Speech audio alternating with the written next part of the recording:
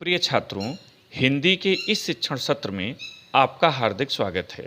आज हम माध्यमिक शिक्षा परिषद उत्तर प्रदेश अर्थात यूपी बोर्ड द्वारा संचालित माध्यमिक विद्यालयों के अंतर्गत कक्षा 11 एवं कक्षा 12 सामान्य हिंदी विषय के पाठ्यक्रम की चर्चा करेंगे, क्योंकि पाठ्यक्रम की सम्यक जानकारी के अभाव में सफलता के लिए किया गया प्रयत्न अंधेरे में छलांग लगाने जैसा है।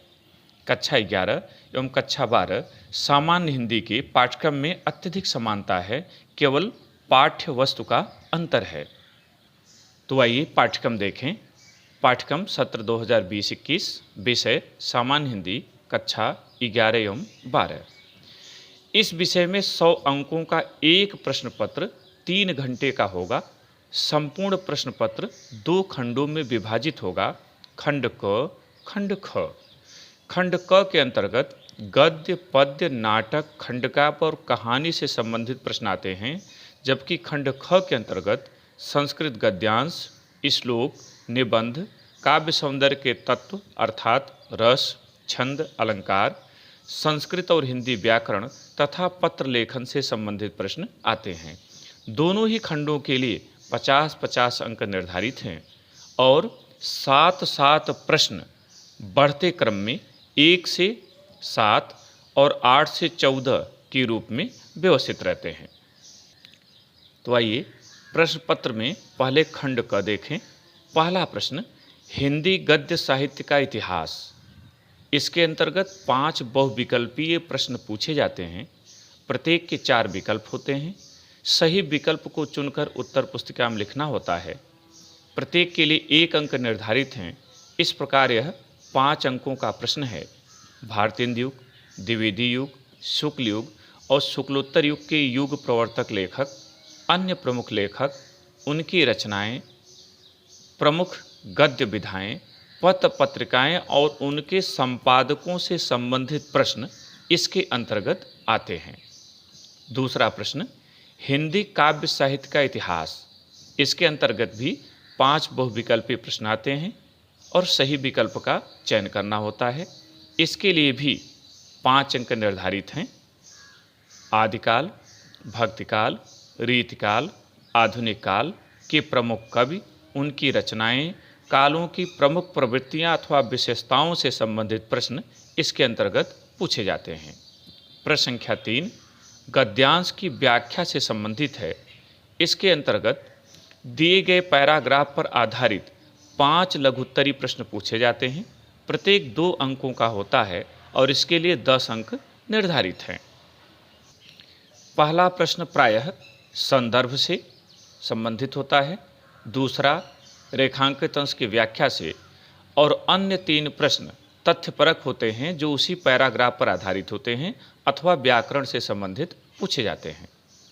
प्रश्न संख्या 4 पद्यांश की व्याख्या से संबंधित है। प्रश्न पत्र में 2 अलग अलग शीर्षकों की कविताओं से पद्यांश दिया होता है। उनमें से किसी का आपको उत्तर लिखना होता है। इसके अंतर्गत भी 5 लघुत्तरी प्रश्न पूछे जाते हैं जो 2-2 अंक के होते हैं। इसलिए इस प्रश्न के लिए भी 10 अंक निर्धारित हैं। यहाँ भी पहला प्रश्न प्रायः संदर्भ से, दूसरा रेखांकित अंश की व्याख्या से, तीसरा, चौथा और 5वां संबंधित पद्यांश पर आधारित होता है अथवा काव्य सौंदर्य के तत्व से संबंधित प्रश्न पूछा जाता है। प्रश्न संख्या 5 2 भागों में विभाजित है। 5 क लेखक परिचय के अंतर्गत दिए गए लेखकों में से किसी एक का जीवन परिचय, साहित्यिक परिचय, भाषा शैली, रचनाएं और हिंदी साहित्य में स्थान लिखना होता है। इसके लिए 80 शब्द की सीमा निर्धारित है और कुल 5 अंक का यह प्रश्न होता है। 5 ख कवि परिचय, यह भी जीवन परिचय, साहित्यिक परिचय, भाषा शैली, रचनाएं और हिंदी साहित्य में स्थान शीर्षकों के अंतर्गत लिखा जाता है। दिए गए कवियों में से किसी एक कवि का आपको परिचय लिखना होता है। 80 शब्द की सीमा यहाँ भी निर्धारित है और इसके लिए भी प्रश्न पत्र में 5 अंक प्रदान किए जाते हैं। प्रश्न संख्या 6 कहानी लेखन से संबंधित है। दी गई कहानियों में से किसी एक कहानी का सारांश अथवा उद्देश्य लिखना होता है। इसके लिए भी 80 शब्द की सीमा निर्धारित है और यह प्रश्न भी 5 अंक का होता है। प्रश्न संख्या 7, कक्षा 11 के लिए सूत पुत्र नाटक पाठ्यक्रम में सम्मिलित है। इस नाटक के अंकों का सारांश एवं प्रमुख पात्रों का चरित्र चित्रण से संबंधित प्रश्न आते हैं। किसी एक प्रश्न का उत्तर देना होता है। इसके लिए 80 शब्द की सीमा निर्धारित है और प्रश्न पत्र में 5 अंक निर्धारित हैं। 7वें प्रश्न के अंतर्गत कक्षा 12 में आलोक वृत्त खंड काव्य निर्धारित है। इस खंड काव्य के सर्गों का सारांश एवं प्रमुख पात्रों का चरित्र चित्रण से संबंधित प्रश्न पत्र में पूछे जाते हैं। किसी एक प्रश्न का उत्तर 80 शब्दों की सीमा के भीतर लिखना होता है। इसके लिए भी 5 अंक निर्धारित हैं। इस प्रकार खंड क के 7 प्रश्न पूरे हुए। अब खंड ख 8वां प्रश्न, यह 2 भागों में विभाजित है, 8 क और 8 ख। 8 क के अंतर्गत संस्कृत गद्य का संदर्भ सहित हिंदी में अनुवाद पूछा जाता है। दिए गए संस्कृत गद्यांशों में से किसी एक का संदर्भ सहित हिंदी में अनुवाद लिखना होता है। इसके लिए 7 अंक निर्धारित हैं। 8 ख, संस्कृत श्लोक या पद्य का संदर्भ सहित हिंदी में अनुवाद, इसके लिए भी 7 अंक निर्धारित है। प्रश्न पत्र में 2 श्लोक दिए होंगे, किसी एक का संदर्भ सहित हिंदी में अनुवाद लिखना होगा। प्रश्न संख्या 9, लोकोक्तियों मुहावरों के अर्थ एवं वाक्य प्रयोग से संबंधित है। दिए गए मुहावरों और लोकोक्तियों में से किसी एक का अर्थ लिखकर अपने वाक्यों में प्रयोग करना होता है। इसके लिए पाठ्यक्रम में 2 अंक निर्धारित हैं।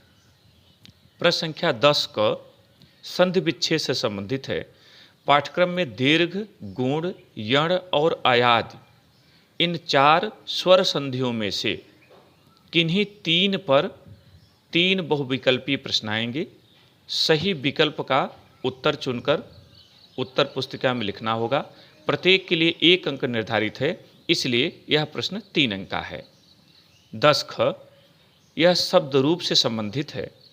संज्ञा शब्द आत्मन, नामन, राजन, जगत, शरित और सर्वनाम सर्व, इदम, यद पाठ्यक्रम में सम्मिलित हैं। इनसे संबंधित 2 प्रश्न आते हैं, दोनों ही बहुविकल्पी होते हैं। सही विकल्प को चुनना होता है। प्रत्येक के लिए 1 अंक निर्धारित है, इसलिए यह प्रश्न 2 अंकों का है। प्रश्न संख्या 11 क, शब्दों में सूक्ष्म अंतर से संबंधित प्रश्न यहाँ पूछे जाते हैं। 2 प्रश्न होते हैं, दोनों ही बहुविकल्पी होते हैं और प्रत्येक के लिए 1 अंक होता है। सही विकल्प को चुनकर उत्तर पुस्तिका में लिखना होता है। इसके लिए कुल 2 अंक निर्धारित हैं। शब्दों में सूक्ष्म अंतर है क्या? प्रायः ऐसे शब्द जो देखने में एक जैसे लगते हैं किंतु उनके अर्थों में अंतर होता है, वे शब्दों में सूक्ष्म अंतर के अंतर्गत आते हैं। जैसे अनल और अनिल। अनल माने आग, अनिल माने हवा। तो प्रश्न पत्र में यदि यह पूछा गया है तो इसके जिस विकल्प में आग और हवा लिखा होगा, आपको उसी विकल्प का चयन कर उत्तर पुस्तिका में लिखना होगा। 11 ख, अनेकार्थी शब्द। वे शब्द जिनके एक से अधिक अर्थ हों किंतु वे अर्थ आपस में पर्यायवाची न हों, वे अनेकार्थी शब्द कहलाते हैं। एक शब्द का 2 अर्थ लिखना होता है। जैसे कनक का एक अर्थ स्वर्ण और एक अर्थ धतूरा होता है। तो यदि अनेकार्थी शब्द में कनक पूछा गया है तो वहाँ स्वर्ण और धतूरा लिखें, ये आपका सही उत्तर होगा। प्रश्न संख्या 11 ग, अनेक शब्दों के लिए 1 शब्द अर्थात वाक्यांशों के लिए 1 शब्द। दिए गए वाक्यांशों में से किन्हीं 2 के लिए आपको ये लिखना होगा। प्रत्येक के लिए 1 अंक निर्धारित है, इसलिए यह 2 अंकों का है। जैसे जिसके आने की तिथि ज्ञात न हो, इसके लिए सही उत्तर होगा अतिथि। यह भी बहुविकल्पी है और दिए गए उत्तरों में से सही उत्तर को चुनना होता है। प्रश्न संख्या 11 घ, वाक्यों में त्रुटि मार्जन अर्थात अशुद्ध वाक्यों को शुद्ध करना। दिए गए वाक्यों में से किन्हीं 2 को आपको शुद्ध करना होता है। प्रत्येक के लिए 1 अंक निर्धारित हैं, इसलिए यह प्रश्न 2 अंकों का है। उदाहरण के लिए महादेव वर्मा प्रसिद्ध कवि हैं। अब यहाँ शुद्धि देखें कि महादेवी जी स्त्री हैं, इसलिए उनके लिए कवि नहीं बल्कि स्त्रीलिंग का शब्द कवयित्री प्रयुक्त होगा, अर्थात महादेवी वर्मा प्रसिद्ध कवयित्री हैं, यह आपका शुद्ध रूप होगा। प्रश्न संख्या 12 क रस से संबंधित है।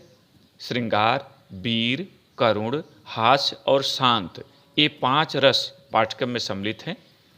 इन रसों का अस्थायी भाव, इनकी परिभाषा, उदाहरण, स्पष्टीकरण अथवा दी गई पंक्ति में इन रसों की पहचान से संबंधित प्रश्न पूछे जाते हैं। किसी एक का उत्तर लिखना होता है, इसके लिए 2 अंक निर्धारित हैं। प्रश्न संख्या 12 ख अलंकार से संबंधित है। पाठ्यक्रम में अनुप्रास, यमक, श्लेष 3 शब्दालंकार, उपमा, रूपक, उत्प्रेक्षा, भ्रांतिमान और संदेह, ये 5 अर्थालंकार सम्मिलित हैं। आपको इनमें से कोई 2 प्रश्न पत्र में दिए होंगे, उनमें से किसी एक का उत्तर लिखना होगा। परिभाषा, उदाहरण, स्पष्टीकरण से संबंधित प्रश्न पूछे जाते हैं, इसके लिए 2 अंक निर्धारित हैं। प्रश्न संख्या 12 ग छंद से संबंधित है। चौपाई, दोहा, सोरठा एवं कुंडलिया, ये 4 छंद पाठ्यक्रम में सम्मिलित हैं। परीक्षा में कोई 2 दिए जाते हैं, किसी एक के परिभाषा, उदाहरण, स्पष्टीकरण अथवा दी गई पंक्ति में पहचान से संबंधित उत्तर देने होते हैं, इसके लिए 2 अंक निर्धारित हैं। प्रश्न संख्या 13 पत्र लेखन से संबंधित है। दिए गए प्रश्न में से किसी एक का उत्तर लिखना होता है, इसके लिए 6 अंक निर्धारित हैं और 3 विषय पर ही पत्र पूछे जा सकते हैं। पहला, नियुक्ति आवेदन पत्र, दूसरा, बैंक से किसी व्यवसाय के लिए ऋण प्राप्ति हेतु आवेदन पत्र और तीसरा, अपने गांव या नगर की सफाई हेतु संबंधित अधिकारी को प्रार्थना पत्र।